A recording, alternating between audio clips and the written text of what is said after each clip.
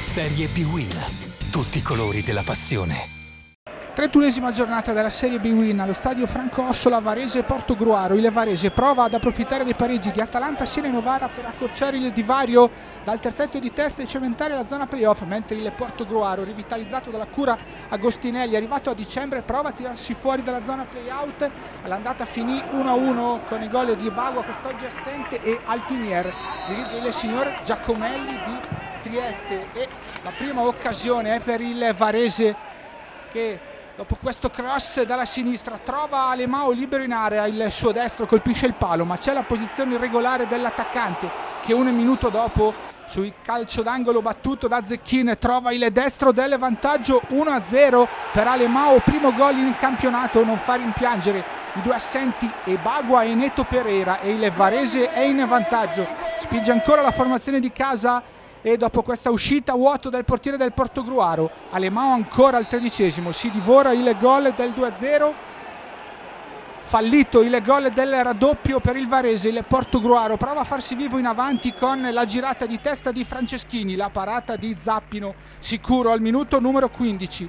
Allora al 31esimo, sugli sviluppi di un'azione dalla sinistra con Pugliese, il cross all'indietro e Nadarevic svirgola il sinistro per il possibile 2-0. Si passa al minuto numero 35 con il Portogruaro che sfiora il gol del pareggio. Bravo Zappino a dire di no a Scarpa, ma il giocatore del Portogruaro era in posizione irregolare. Allora si va al minuto numero 40 con il Varese in avanti. Ci prova Alemao ancora dalla distanza e Rossi è bravo a negare la doppietta all'attaccante del Varese nei minuti finali del primo tempo. Azione di contropiede dalla destra, si accentra Carrozza, scarica il sinistro. Bravo Rossi a dire di no all'attaccante del Varese.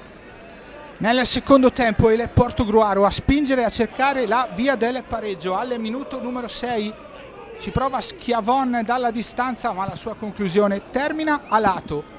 4 minuti dopo ancora Portogruaro in avanti, questa volta è il turno di Scarpa che prova ad impensierire Zappino, il portiere del Varese è bravo nella risposta a terra sul destro del centrocampista del Portogruaro. Scampato il pericolo per il Varese, si prova con il raddoppio per i padroni di casa e Zecchin con il sinistro però a non inquadrare lo specchio della porta. Al minuto numero 14 il Portogruaro protesta per questo atterramento in area di Zappino ai danni di Altinier. Viene ammonito l'attaccante del Portogruaro per simulazione. Portogruaro che poi raggiunge il pareggio al minuto numero 22, ma c'è l'evidente spinta di Gerardi su Correa, gol annullato, decisione ineccepibile del direttore di gara. Al 26esimo Zecchin pesca in area Correa, il numero 84 del Varese non è però bravo con il destro ad inquadrare lo specchio della porta.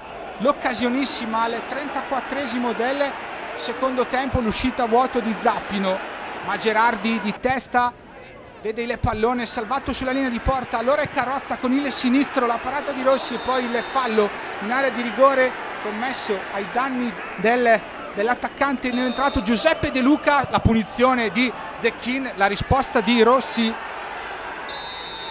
che evita il 2-0. Finisce qui la sfida del Franco Ossola. Varese batte Portogruaro 1-0. Varese che sale a quota 50, Portogruaro che si ferma a quota 30.